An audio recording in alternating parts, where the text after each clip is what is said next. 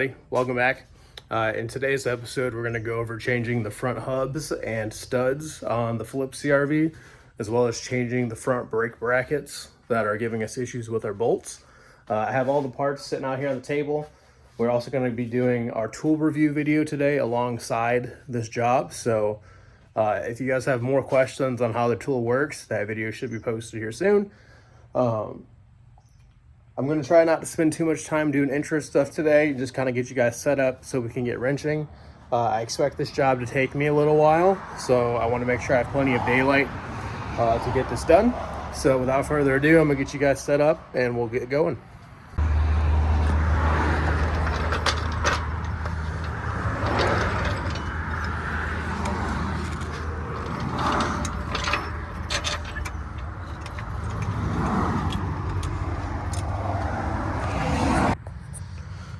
All right, so first thing we got to do, pretty obvious, but we got to get the front wheel off. So it's a 19 millimeter. Hopefully no more studs.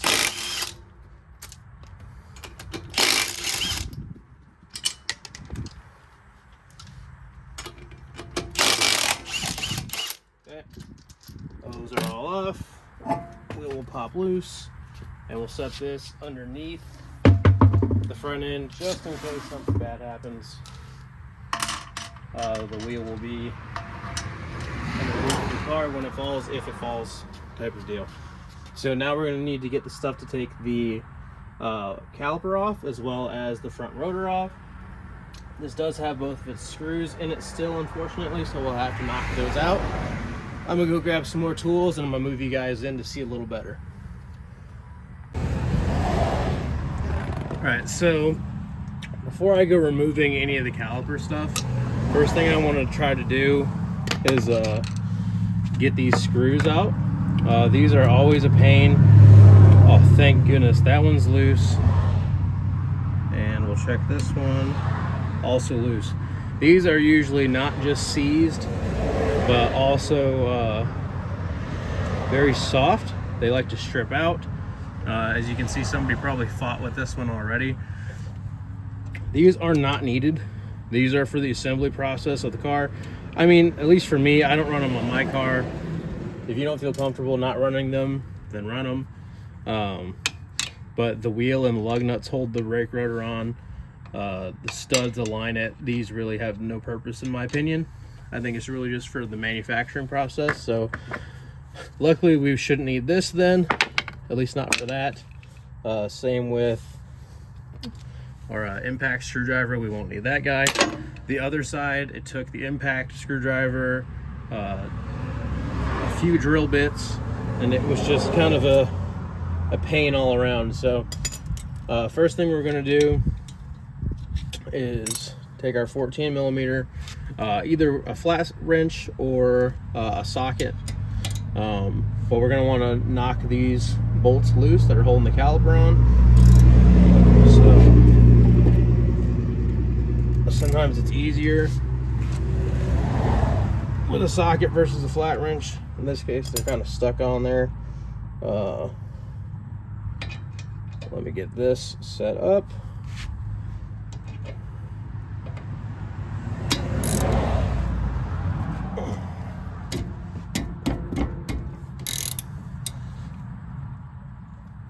There we go.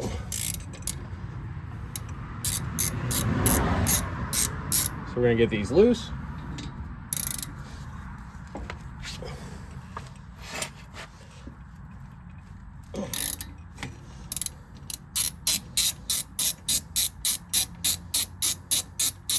These are the bolts that go into those slide pins for the brackets. So we will not be reusing these, but it's definitely good to just have them. So we'll keep those set aside. I'm gonna pause you guys for a second. I'm gonna go get my caliper hanging spring hook, and I'll be right back. All right, so I'm back now. If you guys haven't seen these before, I highly recommend checking them out if you do brake work. They're cheap. I think I got this in a two pack off Amazon for, I don't know, less than 10 bucks if I had to guess. But they're really cool. So what they do is once your caliper is completely removed, okay, both bolts are out, you fight the caliper off. You don't want to damage the spring, you don't want to damage the brake line. So what you do is you hang, I don't know if you can even see this, you hang the caliper on this hook, and then that hook, you hang it on something like the control arm, the shock spring, anything that just gets it up and out of the way. It keeps there from being too much tension on the brake line, gives you room to work. So the pads aren't in horrible condition. They still have a good bit of life left on them. They are loaded full of brake dust. I am going to be replacing these because I have new ones.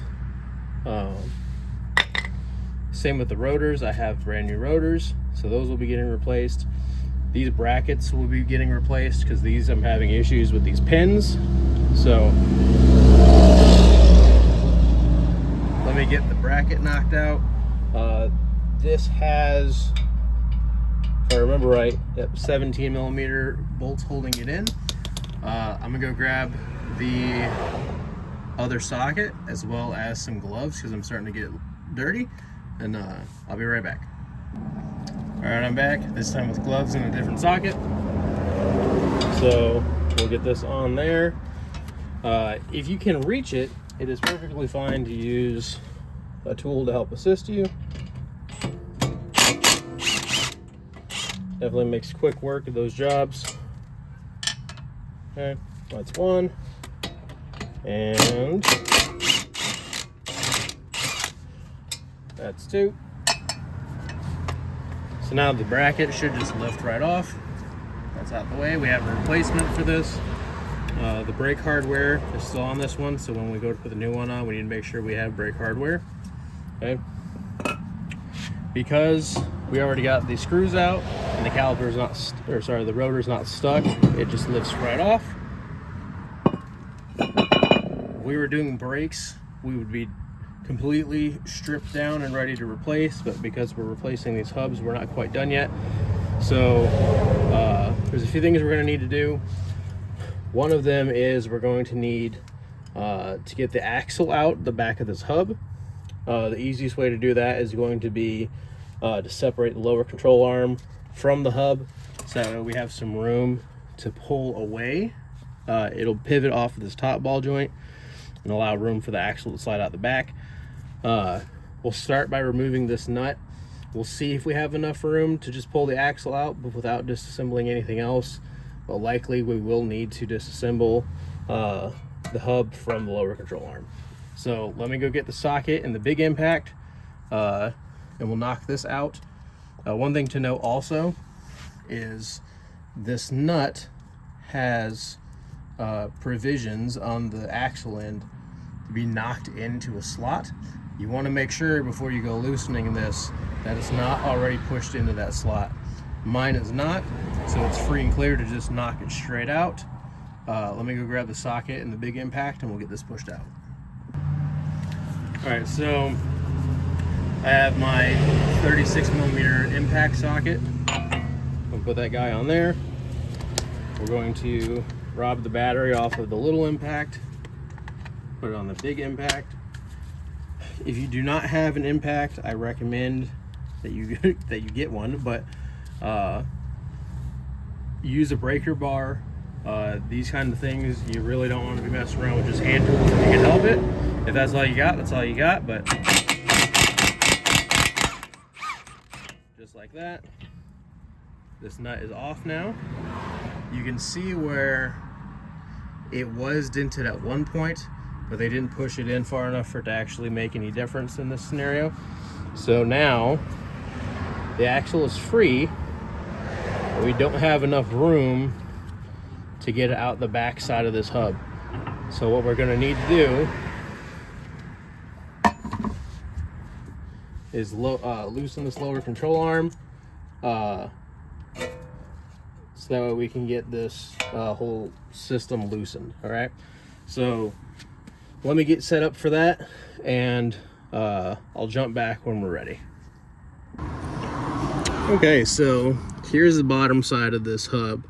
There is a castle nut here with a cotter pin.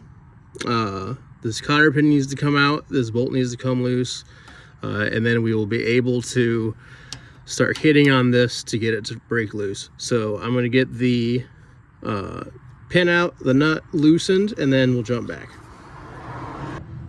All right, so now that we have the axle pulled out of the back of the hub, we are gonna actually end up taking this whole hub assembly off.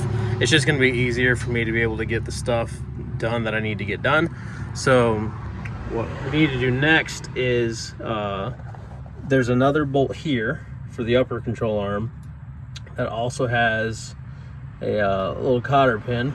Okay, so we'll need to get that pin out, as well as this bolt loose, and then also this tie rod end. There is another cotter pin and nut down here, so we'll need to get those both done, and then we should be able to lift this out. We should be able to lift this out, and then this whole arm should be, or sorry, this whole hub should be free to come off. Don't forget to remove your brake line retaining bracket, so that way that doesn't try to pull this along with it. So I'm gonna get these done, and then once this hub is free, we'll jump back in. All right, so I'm gonna walk you guys through everything that just happened. I disconnected the tie rod end link. I disconnected the upper control arm. The lower control arm was already disconnected. I was able to remove the hub assembly entirely. I pulled it from the axle. Here's the hub assembly. I had to take out the hub, or the bearing and hub itself. So what I ended up doing was, because I don't have a vise, I kind of just wedged this into this wire shelf, got it up against my hip, took this big 36mm socket, I punched out the middle. Okay, there is no snap ring on this, at least not that I can see. The front side, if we take a look at it, oh, that's why. The snap ring is up here on the front. So let me set you guys back down, or at least set this down.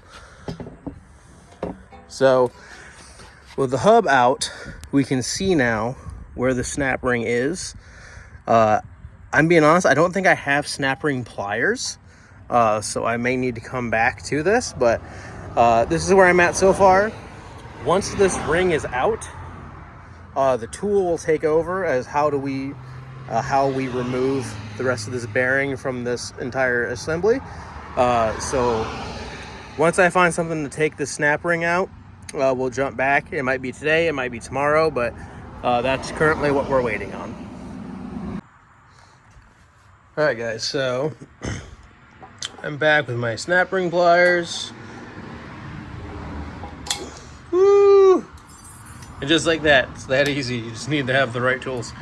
I got this set from Advanced. It wasn't the cheapest thing, but these are pretty good pliers. They'll probably serve me the rest of the time I ever need to use something like this. All right, guys, so I have the hub assembly kind of just loosely wedged into this jack stand, just so I can kind of demonstrate what we're going to do here. So we have our new bearing that's going to get pressed in to the hole right here. Okay, what we need to do excuse me, is get this ready to be pressed with our pressing kit. So what I did was I got the piece out of my kit that is close in diameter to this, that has enough play in here that I can push the bearing and let it seat all the way in without binding. Okay, I have this adapter plate that will seat. Whoop. Hold on. This adapter plate that'll seat back here. Okay, So what I can do is take the through bolt, put it through this plate on the back of the hub, okay? Then when I flip it around, what's gonna happen is,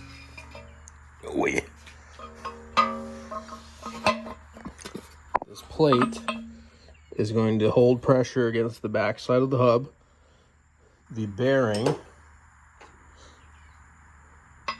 is going to be placed here, ready to be installed. The press plate goes on, a washer, and the driving nut gets threaded down. Okay.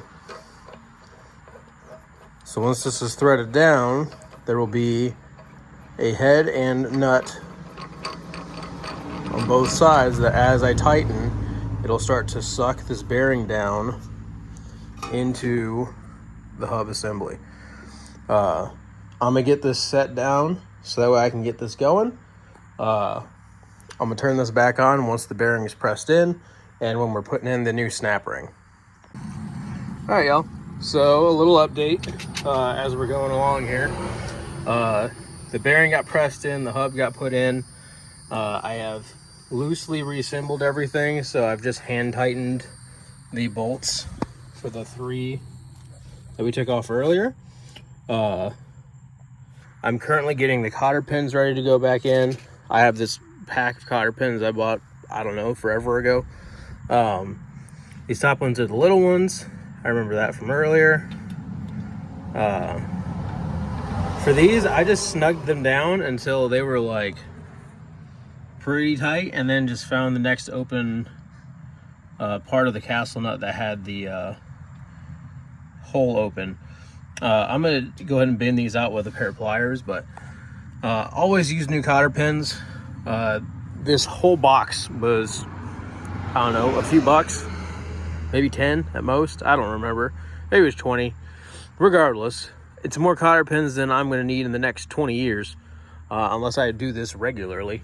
So definitely replace your cotter pins. The old ones are not safe, especially if they're potentially 25 years old like these ones might be. I'm gonna get the axle nut on, get these cotter pins installed, and I'll jump back when we're ready to get the new brake rotor put on. Alrighty guys, so it is much later now. My street light came on. That's just how late it is. We are assembled. So everything's been done. It's got the new rotor, the new caliper bracket, the new pins, boots, bolts. Everything is tightened, is snugged, and torqued down. The only big question left here is I didn't torque down the ball joints how I should have. Those do have torque ratings. Look them up. I'm probably going to go back through and torque those down later. It's too late today. One of the big things left for me to do is to torque the axle nut. So the axle nut, I believe for this car is between 180 and 200 foot-pounds. My best torque wrench goes up to 150 foot-pounds, so it will not do for what I need it to do. I'm going to torque it to the 150. You want to do this with the car on the ground, so completely off stands, all put back together. In order to do that, you need to knock out the center cap on your rims, like I did here, which gives you enough room to get the socket through. So I'm going to put the wheel on. We'll torque it to 150. That'll be enough for me to at least set the car down. And I'll have to come back through and either buy or rent a better torque wrench. I did only do this one side today. It took pretty much my entire afternoon after work to get this done. So I'll do the other one probably here in a couple days. That'll give me time to get that torque wrench that I need. I'm gonna go ahead and quickly throw this tire on. We'll zap the lug nuts on. We'll torque the center nut and we'll close this video out.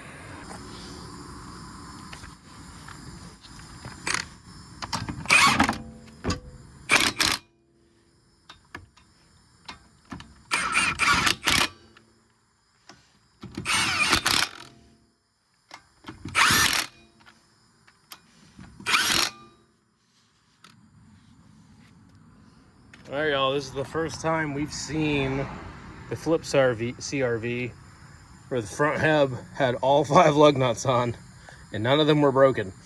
As you can see, there is still plenty of access to get to that center nut. My torque wrench is right here. Fits just fine. So what I'm gonna do is we're gonna let the car down. We're gonna torque that down. We're gonna slap the center cap back on it. Once the final torque of 180 is reached, at that point you'll want to knock in that part of the nut right there. That ensures that that nut won't back out. So slow everything back down. Okay. Take our torque wrench, put it on. It's already set to 150 because I did this in the air earlier.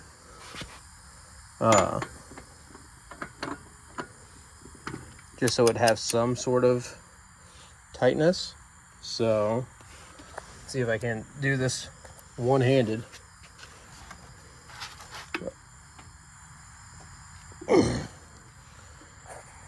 See, can we set you guys somewhere that you can see? Okay.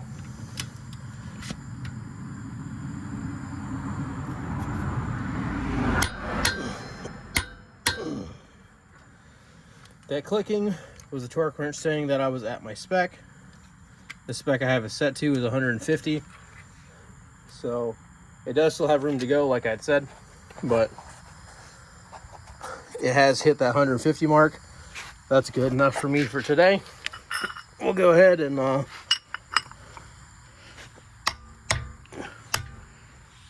put the center cap back on. Alrighty, y'all. I'm gonna call it a wrap for today. It has been a long day and I'm tired. The driver's side, I would call it complete. There's still some torquing that needs to be done, but for the most part, it's done. I'm really excited because this was one of the big things that needed to get done for the Flip CRV to be sellable. So even though it kicked my butt and it took all day, I'm happy we're making good progress. There's still the other side to do.